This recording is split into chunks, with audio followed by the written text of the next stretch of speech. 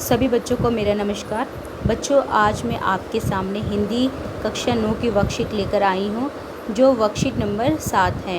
ये 19/7/2021 में वर्कशीट आई है।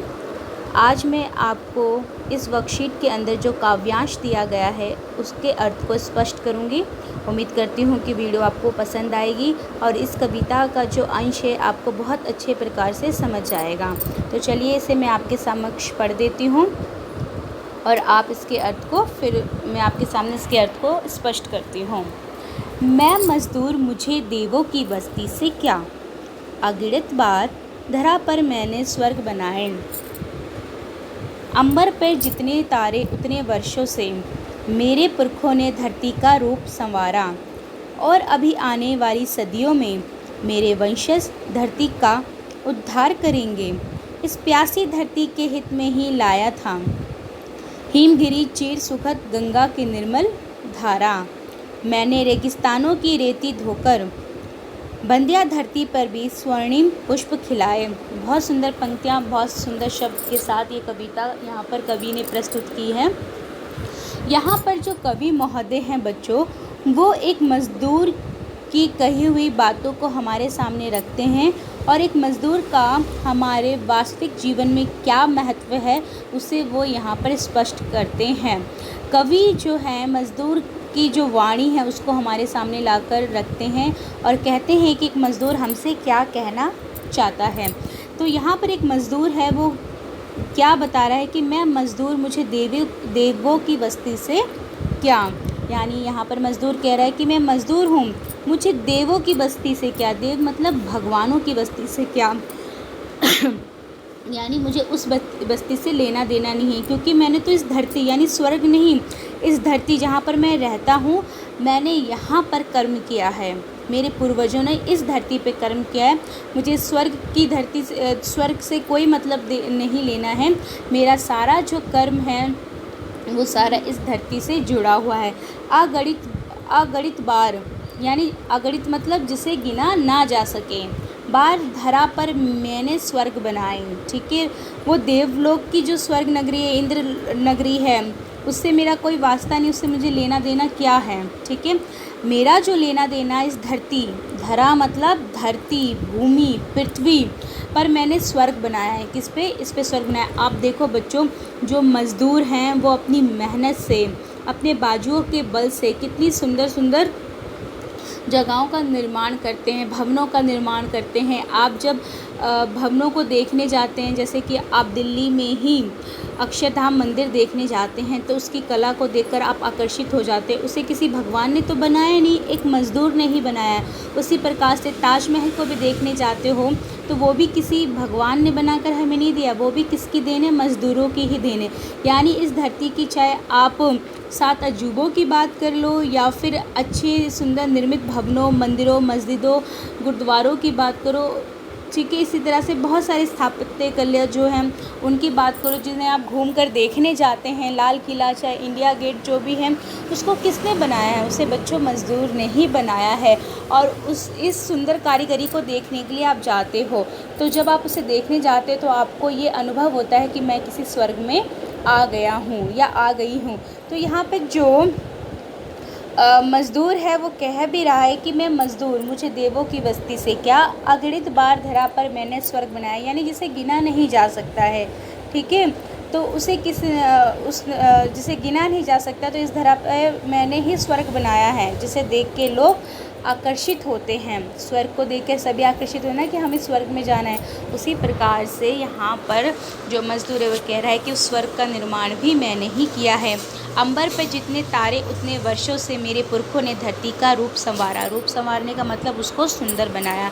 यानी यहाँ पर जो मज़दूर है वो हमसे क्या बात कर रहा है कि अंबर मतलब आकाश, नभ, गगन, यानी आसमान में जितने तारे हैं, तारे आपको पता है रात के समय हमें आसमान में ही नज़र आते हैं, तो जितने तारे उतने वर्षों से मेरे पुरखों ने धरती का रूप संवारा है। यानी जिन तारों की हम गिनती नहीं कर सकते। यानी आप ये कल्पना कर लो कि जितने आसमान में तारे होंगे उतने ही जो पुरख हैं, पुरख कौन होते हैं? जो हमारे पूर्वज, कौन? पुरखों को क्या बोलते हैं? पूर्वज बोलते हैं। तो जो हमारे पूर्वज हैं वो उन्होंने धरती का रूप संवारा है उतने ही टाइम से, जितने टाइम से ये धरती पर इस आकाश में तारे होंगे उतने ही टाइम से मेरे पुरखों ने इस धरती के रूप को संवारा है, उसे सुंदर बनाया है। और अभी आने वाली सदियों में, ठीक है, और आने वाला जो वक्त है, यानी मेरी जो पीढ़ी है और मेरी पीढ़ी की पीढ़ी या उसकी आने वाली जो पीढ़ियाँ हैं, आने वाली सदियों में मेरे वंशज धरती का उद्धार करेंगे। यानी मुझसे उत्पन्न या मैं जिनसे उत्पन्न हुआ हूँ, मैं भी उसी कर्म में लगा हुआ हूँ। वंशज का मतलब होता है जो एक ही वंश में पैदा होते हुए आगे बढ़ते चले जाते हैं, वंशज, ठीक है। यानी मज़दूरों का जो वंश है वो धरती का क्या करेंगे? उद्धार करेंगे, उसको पार घाट लगाएंगे, ठीक है। तो अभी भी धरती पे जो सुंदर भवनों का निर्माण होगा, इस धरती पे जो स्वर्ग नगरी है उसका जो निर्माण होगा वो कौन करेगा? वो मज़दूर ही करेगा। और आने वाली सदियों में, यानी सदियां किसे बोलते हैं? जो काफ़ी समय बीत जाता है, ठीक है। सदियां मतलब जो काफ़ी समय बीत जाता है। तो ये टाइम पीरियड जो बीतेगा, आने वाले 100 वर्ष, कई हज़ार वर्ष जब बीत जाएंगे तो 1000 वर्षों तक तो हम जीवित रहेंगे नहीं, तो हमारी आने वाली जो पीढ़ी जीवित रहेगी वही इस धरती पर और अन्य स्वर्गों का निर्माण करेगी। इस प्यासी धरती के हित में ही लाया था, ठीक है। इस प्यासी धरती के हित मतलब जो उसके लिए अच्छा हो। हिमगिरी चीर सुगत गंगा की निर्मल धारा, ठीक है। ये मजदूरी था बच्चों, कौन? ये मजदूरी था। जब धरती पर पानी नहीं था, माता गंगा नहीं थी, तो कौन लाया था? वो मजदूर ही लेकर आया था इस प्यासी धरती की प्यास बुझाने के लिए। हिमगिरी चीर सुगत गंगा की निर्मल धारा। हिम मतलब बर्फ़, गिरी मतलब पर्वत, यानी बर्फ़ के जो पर्वत है वहाँ से सुगत गंगा की धारा, निर्मल धारा, यानी मल गंदा होता है, निर्प से वो क्या हो गया? जो गंदा नहीं है, यानी जो स्वच्छ है, साफ़ है, पवित्र है, वो निर्मल धारा कौन लेकर आया? ये मजदूर ही लेकर आया खींच के नदी के माध्यम से, ठीक है। तो वहाँ से मैंने और यहाँ लाइन का मतलब ये समझिए, पंक्तियों का मतलब ये समझिए कि जब धरती पे बहुत प्यास थी और इस पे पानी नहीं था, तब हिमगिरी से ही ढूंढकर वो मज़दूर इस गंगा नदी को लेकर आया था और इस धरती की प्यास को उसने बुझाया था, ठीक है। आगे यहाँ पे जो कवि हैं वो क्या कह रहे हैं? मैंने रेगिस्तान की रेती को धोकर बंधिया धरती पर भी स्वर्णिम पुष्प खिलाए। बंधिया धरती का मतलब होता है, जैसे बंधिया का शब्द होता है बांझ स्त्री। बांझ मतलब जिसके बच्चे नहीं हो सकते। तो भूमि पे भी जब कोई भूमि अन्न पैदा नहीं करती, अनाज पैदा नहीं करती, कुछ उगा नहीं सकती है, तो उसको भी हम बांझ भूमि कहते हैं, ठीक है।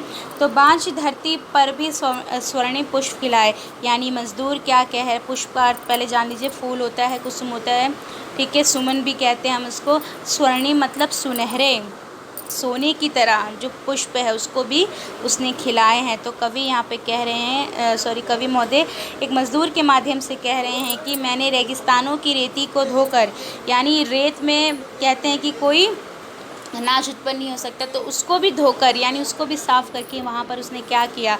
बंजर भूमि में भी स्वर्णिम पुष्प खिलाए, यानी जिस पे कुछ उग नहीं सकता था उस पर भी मज़दूरों ने अपनी मेहनत से, ठीक है, सुनहरे फूलों को खिलाया है। तो उम्मीद करती हूँ कि ये जो पंक्तियों का भाव है आप समझ पाएंगे। यानी यहाँ पर मज़दूर जो है वो बता रहा है कि मुझे भगवान की बस्ती से कुछ लेना देना नहीं है। मेरे पूर्वजों ने, जिसे गिना नहीं जा सकता, उतने समय से इस धरती का उद्धार किया है। इस पे अनेक ऐसी इंद्र नगरी को बनाया है जिसे देखकर इंद्र देवता भी आकर्षित हो जाएंगे और इस धरती के लोग आकर्षित हो जाते हैं। सदियों से मेरे पूर्वज इस काम को करते रहे, मेरे आने वाले वंशज भी इस काम को करेंगे, ठीक है। और जिस प्रकार धरती के हित में हिमगिरी पर्वत से गंगा नदी को बुलाया गया था, उसी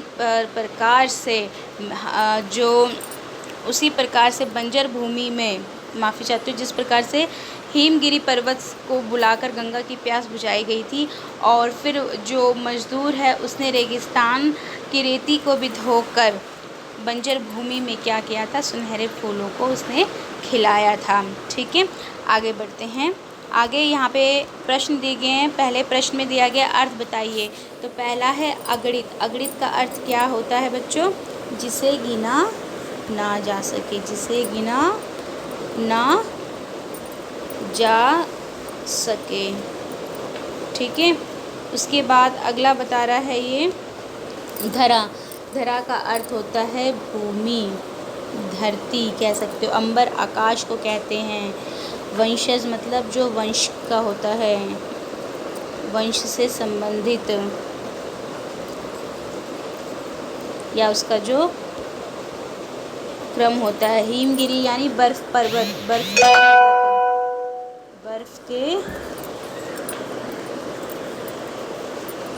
पर्वत को ले सकते हैं, जैसे जिसे हम हिमालय भी कहते हैं। क्या कहते हैं? हिमालय भी कहते हैं। बंध्या मतलब बंजर भूमि, बंजर भूमि या इसका मूल जो अर्थ है वो आपका बांझ होता है। बांझ इस तरह से लेकर हम इसको चलते हैं। ठीक है। यहाँ पर इसके अर्थ हो गए। आगे बढ़ते हैं। मजदूर द्वारा धरती पर स्वर्ग बनाने से क्या तात्पर्य है? मतलब इंद्र नगरी का जो नगर है उस पर मजदूर कहता है मुझे जाने की ज़रूरत नहीं है, इस धरती को ही उसने सुंदर बनाया है। क्योंकि आपको मैंने उदाहरण रूप में बताया कि धरती पर जो मज़दूर है उसने अनेक भवनों का निर्माण किया है जिसे हम देखकर मोहित हो जाते हैं, आकर्षित हो जाते हैं। तो वहाँ पे उन भवनों का उदाहरण देकर आप यहाँ पर अपने उत्तर की पुष्टि कर सकते हैं, लिख सकते हैं उसे। अंबर पे जितने तारे उतने वर्षों से पंक्ति में कवि ये कहना चाहता है कि आसमान में जब से तारे हैं, जब से तारे विद्यमान हैं तब से ही उसी टाइम से, मतलब वो साक्षी है। ठीक है, कि उनके जो पूरक है यानी जो पूर्वज है उन्होंने धरती का रूप संभाला है, वो वहाँ पे उसके साक्षी बनकर खड़े हैं।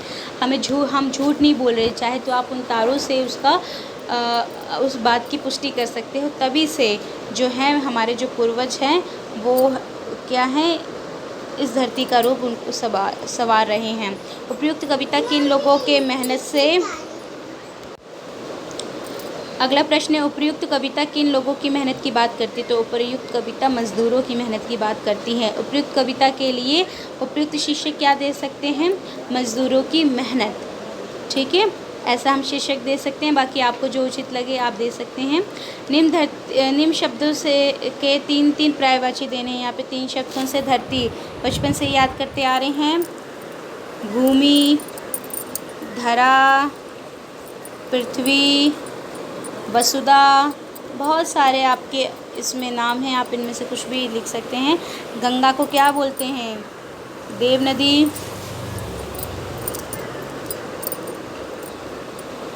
देव नदी, मंदाकिनी। ठीक है, इस तरह से आप गंगा का भी नाम लिख सकते हैं। और आगे बढ़ते हैं। पुष्प। पुष्प बहुत आसान है, आप जानते हैं। सुमन, कुसुम, सबसे इजी फूल, ये क्या है? पुष्प के पर्यायवाची हो जाते हैं। तो इस तरह से सभी प्रश्नों को मैंने एक सरल रूप में आपके सामने रख दिया है। आप सुंदर शब्दों के साथ आप अपने उत्तर की पुष्टि कीजिए।